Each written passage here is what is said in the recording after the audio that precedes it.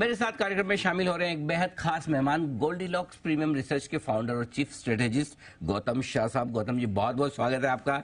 धन्यवाद आज हमें समय देने के लिए। सबसे पहले सर, एक बड़ी इंटरेस्टिंग चीज दिख रही है, पिछले हफ्ते भर का ऑब्जर्वेशन है, चाहे अमेरिका का हो चाहे हमारा हो, बुरी खबरों पर बाजार गिरने से इनकार कर रहे हैं। इस संकेत को कैसे पढ़ते हैं आप? Good morning Singhvi ji. I think ये एक ट्रैप है। आई थिंक मार्केट आपको एक फील और एक ऑब्जर्वेशन दे रहा है कि सब कुछ ठीक है दुनिया में, फाइनेंशियल मार्केट अच्छे रहेंगे, स्ट्रांग रहेंगे। पर मेरा ये मानना है कि वो जो 900 पॉइंट की जो करेक्शन आई थी 20,200 से 19,300 का, आई थिंक उसका ये पुल बैक था और ये एक नॉर्मल सा पुल बैक है। इस पुल बैक में हमने कोई बड़ा पार्टिसिपेशन देखा नहीं। एचडीएफसी बैंक और रिलायंस जैसे शेयर अभी भी लैंग्वेज कर रहे हैं, तो ऐसी कोई पॉजिटिव ट्रिगर्स है नहीं चार्ट्स में। इनफैक्ट पिछले 5 महीनों में हर बार जब भी कोई पुल बैक था तो हमने एक बुलिश स्टांस मेंटेन किया और हमने ये मेंटेन किया कि बाय ऑन डिप्स। इस बार पहली बार 5 महीनों में हमने एक sell on rally stance maintain किया है। हम मार्केट्स पे कॉशियस है। सेटअप काफी खराब हो चुकी है। अगर आप वीकली और मंथली चार्ट्स को देखें तो मुझे लग रहा है कि यहां से बाजार नीचे की तरफ ज्यादा घूम सकता है और ऊपर की तरफ 19,850 से 19,900 का जो जोन है वो एक बहुत बड़ा रेसिस्टेंस रहेगा। सो हमें थोड़ा सा मार्केट अनकंफर्टेबल लग रहा है, वीकनेस लग रही है कि वापस यहां से आ सकती है। और जिस तरह का अभी हम दुनिया में अभी हैं, कुछ भी कभी भी हो सकता है, तो इसके चलते थोड़ा सा कंजर्वेटिव रहिए। और नीचे में अगर 19,730 का लेवल ब्रेक करता है तो वापस निफ्टी नीचे की ओर जा सकता है। और ग्लोबल मार्केट चार्ट्स को भी अगर आप देखें, यूएस मार्केट देख लीजिए, यूरोपियन मार्केट देख लीजिए, तो वो सब धीरे धीरे खराब ही हुए हैं। और जो मिड कैप्स और स्मॉल कैप्स है वो तो एक रेंज में रहे हैं पिछले 2-3 हफ्ता। मेरे हिसाब से उसमें ज्यादा स्ट्रेंथ नहीं है, बहुत सिलेक्टिव स्टॉक्स में अभी स्ट्रेंथ है। आईटी में जाइए, फार्मा में जाइए, ऑटो में जाइए, पर निफ्टी और बैंक निफ्टी का व्यू इस लेवल्स पे काफी नेगेटिव है। ओके, बड़ी इंटरेस्टिंग चीज बताई कि बुरी खबरों पर बाजार रिएक्शन नहीं दे रहा है। इसका मतलब ये नहीं कि तेजी का माहौल है, ट्रैप हो सकता है, थोड़ी सावधानी रखिए। ऊपर में 19,800 के आसपास के लेवल बड़े रुकावट वाले लेवल हैं। एक बहुत इंटरेस्टिंग लेवल बोला है गौतम जी ने, 19,430 के नीचे अगर जाता है तो ये कमजोर होगा। इस लेवल की इंपॉर्टेंस मैं बता दूं, अक्टूबर महीने में 19,430 का लो जो है वो क्लोजिंग बेसिस पे 19,436 है, तो उसके नीचे का 4 अक्टूबर का ये लो है क्लोजिंग बेसिस पे, उसके नीचे बंद होने पर मामला थोड़ा खराब हो सकता है। Bank Nifty already double top बना चुका है। जिस तरह से 46,300 400 के आसपास 2 बार हम पहुंचे और वहां से वापस घूमे, तो क्या समझा जाए और इसका डायरेक्शन क्या है सर? देखिए, जैसे हम लोग इंग्लिश में बोलते हैं the writing is on the wall, कि इसमें काफी वीकनेस है, इनहेरेंट वीकनेस है। एचडीएफसी बैंक इतना बड़ा स्टॉक हो गया बैंक निफ्टी और निफ्टी के लिए कि अगर ये सिंगल स्टॉक अगर नहीं चलता है ना तो पूरा बाजार पे वो प्रेशर आ जाती है। और बैंक निफ्टी एक one of the few sectors था मार्केट में जिसने नया हाई कॉन्फिडेंटली नहीं बनाया। सो क्लियरली ये रिलेटिव वीकनेस का बात था। बैंक निफ्टी वापस 44,000 का सपोर्ट तक गया, which was a major support, क्योंकि वो lower end of the range थी और वहां से हमने छोटा सा बाउंस देखा। बट अब जब 44,000 ब्रेक करेगा, जो मेरे हिसाब से कर जाएगा, तब वहां से हो सकता है 4-5% की वीकनेस आ सकती है। तो बैंक निफ्टी और Reliance collectively is the pressure point of the market. और जब तक संभलेंगे नहीं तब तक बाजार संभल नहीं पाएगा। और आईटी इंडेक्स में भी देखिए, इन्फोसिस के रिजल्ट्स के बाद और थोड़ा सा डिसअपॉइंटमेंट है। TCS, HCL Tech, Tech Mahindra हमें अच्छा लगता है, बट इन्फोसिस की अंडर परफॉर्मेंस के कारण आईटी इंडेक्स भी जिस तेजी से चलना चाहिए वो चल नहीं पाएगा। ठीक बात है, तो ओवरऑल दबाव वाला मामला ज्यादा दिख रहा है।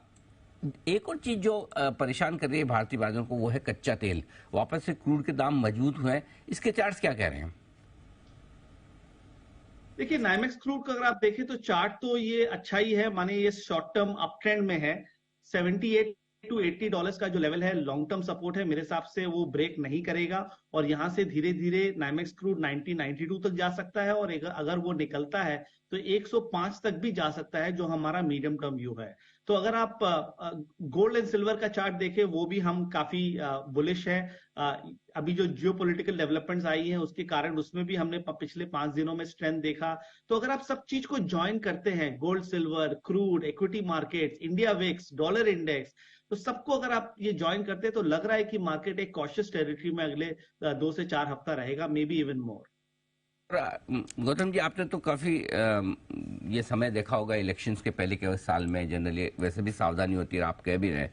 तो जनरली इलेक्शन के पहले जब किस तरह के मार्केट ट्रेंड करते हैं, किस तरह का ट्रेड उनका रहता है, स्पेशली 6-8 महीने अब जब बचे हैं इलेक्शन के लिए, तो यहाँ से इलेक्शन तक क्या फिर ठंडा ही रहेगा मार्केट, क्या ये मान के चलना ठीक है?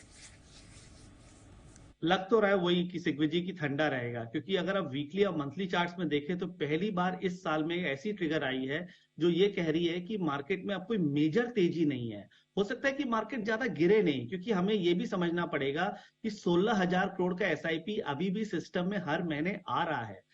And India is still one of the best performing markets in the world in relative basis. तो ये फैक्टर्स के कारण मार्केट कोलैप्स भी नहीं करेगा, but at the same time ऐसी ट्रिगर नहीं है जो मार्केट को ऊपर भी ले जाए।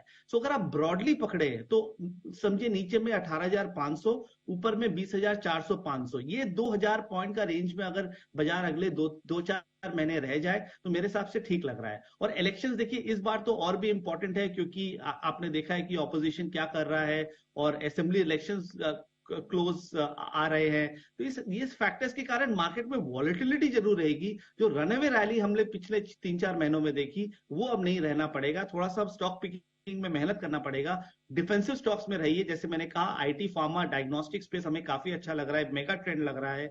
ऑटो में बने रहिए, ये सेक्टर्स में अच्छा पैसा बनेगा। ओके, परफेक्ट है। ऑटो में बने रहे, यहाँ ठीक है, फार्मा में बने रहे। अच्छा, दूर किससे रहना, डर कहाँ पे ज्यादा है? एक तो बैंक, समझ गया मैं आपकी बात। देखिए डर तो हाई बीटा में है, जो बाजार के साथ चले वही बाजार के साथ गिरे। तो बैंक निफ्टी क्लियरली वीक है, रिलायंस अभी भी काफी वीक है। कैपिटल गुड्स में प्रॉफिट बुकिंग कीजिए। मेगा रैली हमने पिछले 1-1.5 साल में देखी, यहां से मुझे लग रहा नहीं है कि वो सस्टेन करेंगे। तो कैपिटल गुड्स और एफएमसीजी दोनों सेक्टर्स है जहां मुझे लग रहा है कि डिस्ट्रीब्यूशन हो रही है। इंफ्रास्ट्रक्चर में भी शॉर्ट टर्म के लिए डिस्ट्रीब्यूशन हो रही है। तो जहां जहां अच्छा पैसा बना है लोगों का, वहां पर आप 10 साल मत सोचिए, पैसा लेके एक बार रिड्यूस कीजिए, कंजर्वेटिव हो जाइए। मार्केट आपको वापस अपॉर्चुनिटी देगा अगले 3 से 6 महीनों में।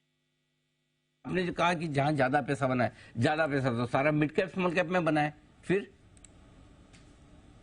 एकदम प्रॉफिट बुकिंग करनी चाहिए। देखिए मैं मार्केट में 20 साल से हूं, मैंने 2003 से 2007 का भी रैली देखा और मैंने प्ले भी किया। मगर जिस तरह की मिड कैप रैली हमने पिछले 3 महीनों में देखी वो अनप्रेसिडेंटेड है। हर कोई स्टॉक चल रहा है, डेली हायर हाई। ऐसा ट्रेंड तो मैंने नहीं देखा, और जनरली इसको हम लोग टेक्निकल एनालिसिस के टर्म्स में मैडनेस बोलते हैं। और अब जिस तरह की ठहराव हमने मिड कैप्स और स्मॉल कैप्स में देखी, मुझे लग रहा है कि यहां पर एग्रेसिव प्रॉफिट बुकिंग करनी चाहिए। और अगर आप मिड कैप स्मॉल कैप में हैं तो ए क्वालिटी में रहिए। इस मार्केट में grade B, grade C, grade D से एकदम दूर रहिए। कुछ भी करेक्शन मार्केट में आएगा तो वो पिट जाएंगे, और ग्रेड ए खड़ा रहेगा। Indian hotels, max financial, Poonawalla जैसे स्टॉक्स हैं, अच्छे quality, top quality brands and companies, वो खड़े रहेंगे, बाकी गिर जाएंगे। सर बहुत ही बढ़िया, अच्छे तरीके से आपने एक्सप्लेन किया बाजार के डायरेक्शन को। थोड़ा सावधान रहे, ये राय गौतम जी की आती है। बहुत बहुत धन्यवाद सर समय देने के लिए और बाजार के डायरेक्शन पे हमारे दर्शकों को बताने के लिए। गौतम शाह साहब, गोल्डीलॉक्स के फाउंडर और चीफ स्ट्रेटेजिस्ट, बताते हुए आपको बाजार पर अपनी राय। बढ़ते